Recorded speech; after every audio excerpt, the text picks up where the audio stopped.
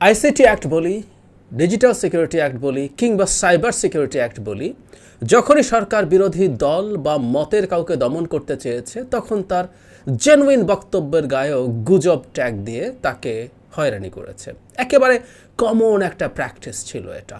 আপনি যদি কাউকে ধরতে চান তার মতামতকে, তার বক্তব্যকে গুজব, মিথ্যা এসব ট্যাগ লাগাবেন। অথচ আমরা দেখছি গুজবের কারণে, গুজব প্রচারণার কারণে আওয়ামী লীগ এবং এর সংশ্লিষ্ট লোকজন ফেসবুক থেকে আইডেন্টিফাইড হচ্ছে এবং তাদের পেজ, আইডি রিমুভ করা হচ্ছে। সম্প্রতি এমন একটা ঘটনা ঘটল এবং 2018-র যে ভোট ডাকাতির নির্বাচন হয়েছিল, রাতের ভোটের যে নির্বাচন হয়েছিল, তার আগে আরেকটা ঘটনা ঘটেছিল একই রকম। মানে আমরা অনেকে হয়তো ভুলে গেছি, আমি স্মরণ করিয়ে দেবো, যারা জানতে না তাদেরকে জানাবো, এইটার রক্তে, গুজব প্রচার করাটা আওয়ামী লীগের রক্তে আছে। আমরা একটু দেখি সম্প্রতি যে ব্যাপারটা আসলো সেই ব্যাপারটা কি। অনেক হেডলাইন হয়েছে। 148 ফেসবুক অ্যাকাউন্ট পেজ বন্ধ, ক্ষুব্ধ আওয়ামী লীগ। ডয়চে ভেলে এরকম একটা হেডলাইন করেছে। এখানে বলা হয়েছে, সংঘবদ্ধভাবে অসত্য প্রচারের কারণে বাংলাদেশের 50টি ফেসবুক আইডি ও 98টি পেজ বন্ধ করেছে ফেসবুক। এসব কর্মকাণ্ডের সঙ্গে আওয়ামী লীগ ও দলটির গবেষণা cell centre for research and information CRI এর সংশ্লিষ্টতা পেয়েছে মেটা। আওয়ামী লীগ এবং সিআরআই আমরা প্রচুর শুনি এই সিআরআই এর কথা। আওয়ামী লীগের বয়ান তৈরি করে এবং বলা বাহুল্য আওয়ামী লীগের বয়ানের নামে যেসব গুজব তৈরি হয় সেগুলো সিআরআই তৈরি করে, এটা খুব ক্লিয়ার। এসব অপকর্মের নেপথ্যে যারা রয়েছে তারা ভুয়া ফেসবুক অ্যাকাউন্ট ব্যবহার করেছে, যারা অনেকগুলো স্বয়ংক্রিয় ব্যবস্থার মধ্য দিয়ে চিহ্নিত হয়েছে এবং বন্ধ করে দেওয়া হয়েছে। ফেসবুকের মূল কোম্পানি মেটা 2024 সালের প্রথম ত্রৈমাসিক রিপোর্টে এটা বলা হয়েছে। মেটা যেসব অ্যাকাউন্ট বন্ধের কথা বলেছে তার মধ্যে আওয়ামী লীগের গবেষণা cell centre for research and ইনফরমেশনের সমন্বয়ক, মানে সিআরআই এর সমন্বয়ক জনাব তন্ময় আহমেদের টুইটার অ্যাকাউন্টও রয়েছে। ইন্টারেস্টিং, মানে সিআরআই এর যিনি সমন্বয়ক সেটাও রয়েছে। ওনাকে যখন জানতে চাওয়া হয়েছিল উনি বলছেন, ফেসবুক যেভাবে লিখেছে তার দিকে আমি বিস্মিত হয়েছি, এভাবে তো তারা লিখতে পারে না, এই আইডি বা পেজগুলো কারা চালায় সেটা তো তারা নিশ্চিত নয়, কিন্তু তারা ঢালাওভাবে যে অভিযোগ করেছে সেটা সত্যি নয়। আবার ওই তালিকায় আমার টুইটার অ্যাকাউন্টের কথা বলা হয়েছে, অথচ আমার টুইটার অ্যাকাউন্টটি চালু আছে, ইত্যাদি ইত্যাদি উনি জানাবেন বলছেন। খুব স্বাভাবিকভাবে যেটা হয়েছে যে এগুলো নিয়ে যখন কথা হচ্ছে তখন পাল্টা প্রতিক্রিয়া দেখানো হয়েছে আওয়ামী লীগের পক্ষ থেকে। আমি সেই জায়গায় আসব। মেটা কি বলেছে এগুলো সরানো নিয়ে সেটা আগে একটু শুনি। মেটা বলছে, এই চক্রটি বাংলাদেশ ভিত্তিক এবং এদেশের মানুষই ছিল তাদের প্রধান টার্গেট। এই পেজগুলোর মধ্যে কোনোটি একেবারে কল্পিত কোনো সংস্থার পরিচয় দিয়েছে, আবার কিছু কিছু ক্ষেত্রে বাংলাদেশের প্রতিষ্ঠিত সংবাদ মাধ্যমের নাম ব্যবহার করেছে। কিছু পেজ বাংলাদেশের জাতীয়তাবাদী দল বিএনপির নাম ব্যবহার করেছে এবং বিএনপি বিরোধী কন্টেন্ট পোস্ট করেছে। এসব পেজের বিচরণ ইউটিউব, এক্স, টিকটক, টেলিগ্রাম সহ বিভিন্ন প্ল্যাটফর্মে ছিল। তারপর বলছে, মেটার প্রতিবেদনে আরও বলা হচ্ছে, এই চক্র প্রধানত বাংলা ভাষা এবং ইংরেজিতে বাংলাদেশের রাজনীতি, নির্বাচন, বিএনপির সমালোচনা, বিএনপির বিরুদ্ধে দুর্নীতির অভিযোগ, নির্বাচন পূর্ব সহিংসতায় বিএনপির সংশ্লিষ্টতার অভিযোগ নিয়ে সংবাদ ও চলতি ঘটনা পোস্ট করত। পাশাপাশি বর্তমান সরকার, ক্ষমতাসীন দল এবং বাংলাদেশের প্রযুক্তিগত উন্নয়নের ভূমিকা এর সমর্থন করে বিভিন্ন ধরনের মন্তব্য করত। সোজা সাপটা কথা, আপনি বিএনপির বিরুদ্ধে কুৎসা রটাচ্ছেন আর সরকারের উন্নয়ন, ডিজিটাল বাংলাদেশ ইত্যাদি ইত্যাদি প্রচারণা চালাতেন। সরকারের পক্ষে বিরোধী দল, বিশেষ করে বিএনপির বিরুদ্ধে আপনি সব করেছেন ক্রমাগত। এখন এগুলো নিয়ে যখন কথাবার্তা বলছে, খুব স্বাভাবিকভাবে যেটা হয়, আওয়ামী লীগের দপ্তর সম্পাদক জনাব বিপ্লব বড়ুয়া এটার বিরুদ্ধে খুব কঠোর মন্তব্য করেছেন।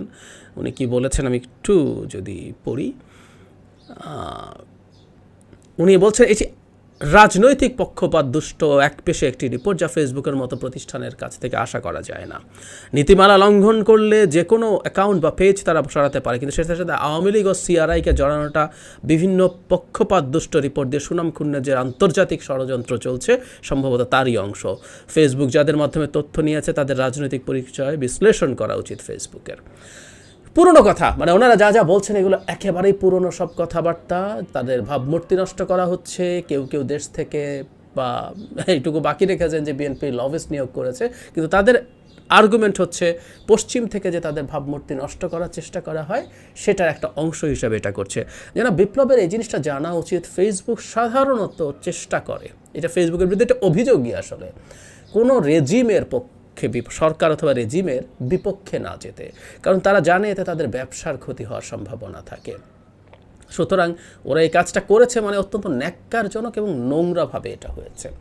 আমি একটু পেছনে যাই, 2018 রাতের সিলমারার ভোট ডাকাতের নির্বাচনের আগে আরও কিছু কাজ হয়েছিল, ফেসবুক কিছু কাজ করেছিল, সেই জিনিসটি একটু আপনাদের সামনে আনি। ওটাও আওয়ামী লীগ করেছিল, ভেরি ইন্টারেস্টিং। সুতরাং তাদের এই চেষ্টাটা ক্রনিক, আপনি হঠাৎ করে এবার ধরা খেয়েছেন তা না, এবার 148টা সংখ্যাটা অনেক বেশি, এবং এখন আমাদের মানে অনলাইনে বিচরণ অনেক বেশি বলে আমরা তথ্যগুলো জানতে পারছি। কিন্তু ওই সময়ও 15টা পাতা এবং অ্যাকাউন্ট বন্ধ করেছিল ফেসবুক। কী পাতা বন্ধ করেছে? বন্ধ করা এই পাতাগুলোর মধ্যে bdnews24.com এর নামের মতো করে তৈরি কয়েকটা ভুয়া ফেসবুক পাতাও রয়েছে।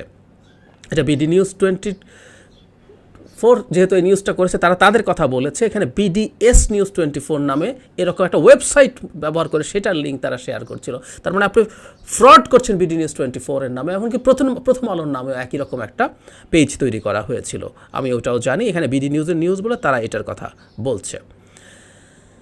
বিবিসি বাংলার নাম আদলে একটা ফেক পেজ খুলেছে, যেখানে তারা নানান রকম নিউজ, মানে দেখতে আপনার বিবিসি বাংলা মনে হবে কিন্তু ওটা আসলে বিবিসি বাংলা না, দেখতে BDNews24 মনে হবে, সেটা BDNews24 না। এসব করে তারা বন্ধ করেছে। বন্ধ করার পর কি বলা হচ্ছে খেয়াল করি। ফেসবুক কর্তৃপক্ষ বলেছে যে 9টি পাতা ও অ্যাকাউন্ট বন্ধ করা হয়েছে সেগুলোতে বাংলাদেশের সরকারের পক্ষে এবং বিরোধী দলের বিপক্ষে বিভ্রান্তিকর প্রচারণা চালানো হচ্ছিল। আমাদের তদন্ত ইঙ্গিত করছে যে এর সঙ্গে যেসব ব্যক্তি জড়িত তাদের সঙ্গে সরকারের সংশ্লিষ্টতা রয়েছে। আমি জায়গাটা আবারও পড়ি। যে 9টি পাতা ও অ্যাকাউন্ট বন্ধ করা হয়েছে সেগুলোতে বাংলাদেশের সরকারের পক্ষে এবং বিরোধী দলের বিপক্ষে বিভ্রান্তিকর প্রচারণা চালানো হচ্ছিল। আমাদের তদন্ত ইঙ্গিত করছে যে এর সঙ্গে যেসব ব্যক্তি জড়িত তাদের সঙ্গে সরকারের সংশ্লিষ্টতা রয়েছে। ওনারা কেন বন্ধ করেছেন সেটা বলার জন্য বলছেন, এই ধরনের আচরণ ফেসবুকের নীতির সঙ্গে যায় না। আমরা চাই না কোনো ব্যক্তি বা সংগঠন এই নেটওয়ার্ক ব্যবহার করে কোনো ব্যক্তি বা কারো সম্পর্কে বিভ্রান্তি ছড়াক। মানে গুজব এবং বিভ্রান্তি ছড়ানো আওয়ামী লীগের কাজ। দীর্ঘদিন থেকে তারা এই জোর করে যখন ক্ষমতায় টিকে আছে তার জন্য কয়েকটা জিনিস তারা ব্যবহার করেছে। একটা হচ্ছে প্রচণ্ড বিভৎস রকম বল প্রয়োগ করা। আপনাকে আমি যে কোনো রকম বল প্রয়োগ করতে পারি, সবচেয়ে কম যেটা সেটা হচ্ছে আপনাকে একটা গায়েবী মামলায় আসামি করে দৌড়ের উপরে রাখতে পারি, জেলে নিয়ে যেতে পারি, মামলা জামিন পেলেও মামলার জন্য আপনাকে ক্রমাগত কোর্টের দরজায় দৌড়াতে বাধ্য করতে পারি। আর ধাপে ধাপে কী হতে পারে, আপনাকে আমি তুলে নিয়ে গিয়ে টর্চার করতে পারি, হেফাজতে নির্যাতন, আপনাকে আমি গুম করতে পারি, আপনাকে আমি খুন করে ফেলতে পারি, বিচার বহির্ভূত হত্যাকাণ্ড, প্রত্যেকটা কিছু করতে পারেন। আর অ্যাট দ্য সেম টাইম এই ধরনের রেজিম যেটা করে তারা ভয়ঙ্কর কত মিথ্যা প্রোপাগ্যান্ডা মাঠে ছড়িয়ে দেওয়ার চেষ্টা করে, গুজব ছড়িয়ে দেওয়ার চেষ্টা করে, তাই সে করার চেষ্টা হয়েছে। এটা শুধুমাত্র অনির্বাচিত স্বৈরাচার না, একটা নির্বাচিত সরকারও যদি স্বৈরাচারী হয়ে উঠতে চায়, পাশের দেশ ভারতে এই ঘটনাটা ঘটেছে। ভারতের বিজেপির কিভাবে মিথ্যা তথ্য এবং প্রোপাগান্ডা ছড়িয়ে দেয় মানুষের মধ্যে, সেটা নিয়ে প্রচুর একাডেমিক স্টাডি আছে, প্রচুর রিপোর্ট আছে। সুতরাং ওই একই চেষ্টা, মানে দুটো দেশের সরকার, ওটা নির্বাচিত, মোটামুটি ক্রেডিবল একটা নির্বাচনে ভারতের সরকার নির্বাচিত হয়, কিন্তু সেটাও তো স্বৈরাচারী হয়ে উঠতে চেয়েছে, সেই কারণে সেও এই মিথ্যা প্রোপাগান্ডা গুজব এগুলো ক্রমাগত ছড়িয়ে দিতে চেয়েছে, ছড়িয়ে দেয়। ঠিক একই ঘটনা আওয়ামী লীগও করে। হাতে নাতে ধরা পড়ার পরও বড় গলা, চোরের মায়ের বড় গলা বলি না, আবারও এই একই কথা তাদের মুখ থেকে আসবে, আবারও কাউকে গুজব ছড়াচ্ছেন, মিথ্যা কথা বলছেন, বিভ্রান্তি ছড়াচ্ছেন। এই কথা এরপরও আওয়ামী লীগ বলতেই হয়, বলবে, এবং এই ধরনের স্বৈরাচারগুলো একই কাজ করে যায়। কারণ তাদের আসলে একটা লজ্জা টজ্জা, এই শব্দগুলো তো আসলে একটা গণতান্ত্রিক সরকারের সাথে যায়, স্বৈরাচারের সাথে যায় না। তার লজ্জা টজ্জা নেই, সে গায়ের জোরে চলে, গায়ের জোরে ক্ষমতায় থাকতে চায়। কিন্তু আমরা যারা আছি তাদের সামনে যখন এই ঘটনাগুলো আসে, এগুলো আমাদের যেন নোটিস করি, শোরগোল করি। যখনই তারা গুজবের কথা আবার বলতে আসবে, তখন মুখের উপরে যাতে এসব তথ্য আমরা ছুঁড়ে মারতে পারি সেই চেষ্টা চালিয়ে যেতে হবে।